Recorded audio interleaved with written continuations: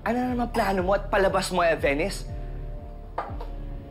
Gusto mo tumawag ako ng polis? Go. Go ahead. Tawagin mo sila. Tawagin mo yung pulis, tawagin mo yung militar, tawagin mo lahat ng santo. Dahil ako, isa lang yung tatawagin ko.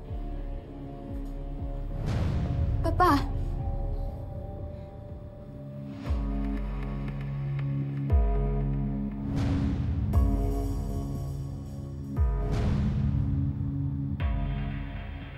Papa?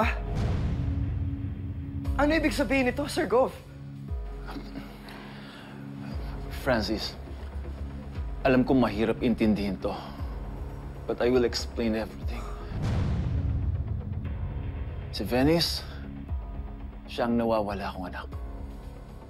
Siya ang anak ko kay Carmen na matagal ko nang hinahanap. What?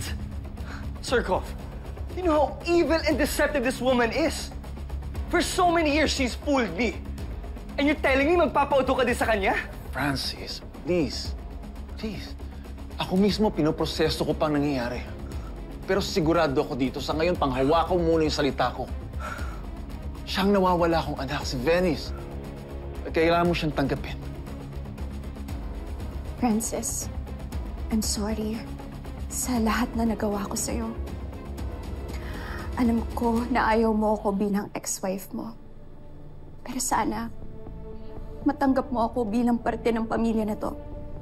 Dahil ikaw, stepson ka ni Papa.